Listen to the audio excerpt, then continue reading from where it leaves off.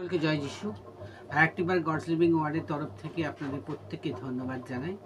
আজকে একটি সুন্দর ভিডিওর সঙ্গে আপনাদের কাছে উপস্থিত হয়েছি। আজকের ভিডিওটি হচ্ছে ঈশ্বরের প্রতি আর্তনাদ। কখন আমরা আর্তনাদ করি? যখন আমরা ভক্তগণ, যখন আমরা প্রার্থনা ঈশ্বরকে ডেকে যাই, আর ঈশ্বর যখন আমাদের থেকে সেই মুখটাকে লুকিয়ে রাখে, তখন আমরা প্রার্থনার উত্তর পাই না। তখন ভক্তরা ঈশ্বরকে আর্তনাদ করে ডাকে যে প্রভু তুমি কোথায়?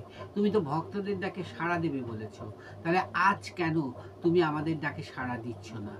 আর সেইভাবে আমরা তখন আর্তনাদ করতে থাকি। কিন্তু আমরা যদি নিজেদের প্রত্যক্ষ দেখি যে আমাদের জীবনে এমন কিছু গোপনীয়তা থাকে বা পাপ থাকে, যে পাপের জন্য ঈশ্বর অনেক সময় আমাদের জীবন থেকে মুখটাকে লুকিয়ে নেয়, আর কি করে আমাদের প্রার্থনার উত্তর দেয় না। যেমন যিশায় ভাববাদী সেই 59 অধ্যায় ও 2 পদে কি বলেছে দেখুন, যে কিন্তু তোমাদের অপরাধ সকল তোমাদের ঈশ্বরের সহিত তোমাদের বিচ্ছেদ জন্মাইয়াছে, আর তোমাদের পাপ সকল তোমাদের হইতে তার মুখ আচ্ছাদন করেছে। সেই জন্যে আমরা যদি আমাদের জীবনে পাপ থাকে, আমাদের জীবনে যদি সেই ঈশ্বরকে জেনেও যদি আমরা পাপ করি, তাহলে কিন্তু তখন কিন্তু ঈশ্বর ভক্তই হোক যাই হোক তার ডাকে সাড়া দেবে না, আর তখন তিনি আমাদের থেকে মুখটাকে আড়াল করে নেন। বিগত দিন আমরা দেখেছি যে আমাদের অনেক প্রার্থনার উত্তর আটকে যাচ্ছে। আজকে আপনারা সবাই প্রার্থনা করি, সবাই বাইবেল পড়ি, চার্চে যাচ্ছি, কিন্তু কেন আমাদের জীবনে সেই প্রার্থনার উত্তর আসছে না?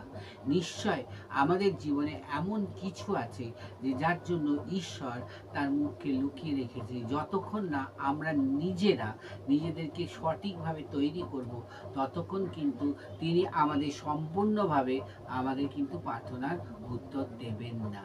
তাই আমরা ঈশ্বরের কাছে আর্তনাদ করি যে আমরা নিজেদেরকে পরিষ্কার করি, আমরা পাপ থেকে নিজেদেরকে আচ্ছাদন করি।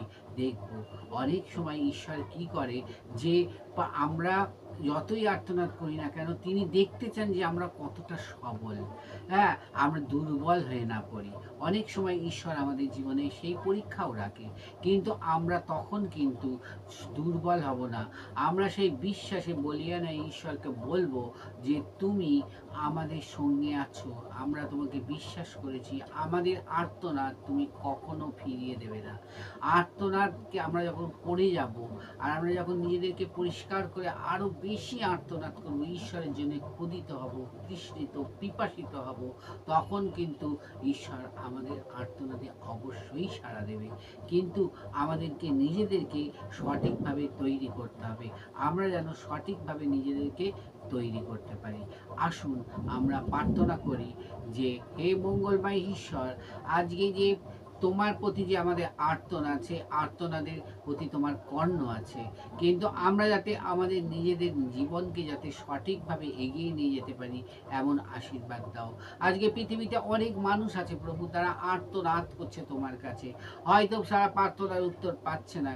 তুমিও দেখতে চাও যে তোমার ভক্তরা কতটা দুর্বল হয়ে পড়েছে, তারা পরীক্ষার পর পরীক্ষা দিতে চাই কিনা। কিন্তু ঈশ্বর, আমরা যখন তোমাকে ভালোবেসেছি, আমরা যদি তোমার ভক্ত হয়েছি, তাহলে আমাদের যতই আমরা সবল হব, আমাদের জীবনে যতই দুর্গম পথ আসুক না কেন, আমরা কখনো ভেঙে পড়ব না।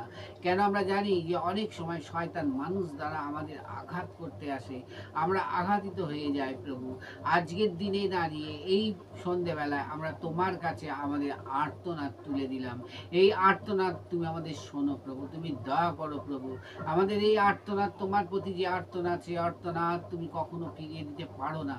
কেন? তুমি আমাদের জগতের ঈশ্বর, তুমি আমাদের সৃষ্টিকর্তা ঈশ্বর।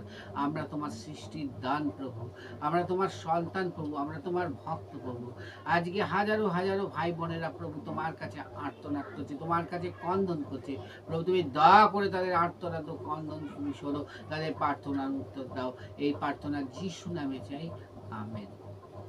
ভিডিওটা ভালো লাগলে আপনারা দয়া করে শেয়ার, সাবস্ক্রাইব ও লাইক করবেন। এছাড়াও আমার ডেসক্রিপশনে মোবাইল নাম্বার দেওয়া আছে, আপনারা আমাকে কল করতে পারেন। God bless you.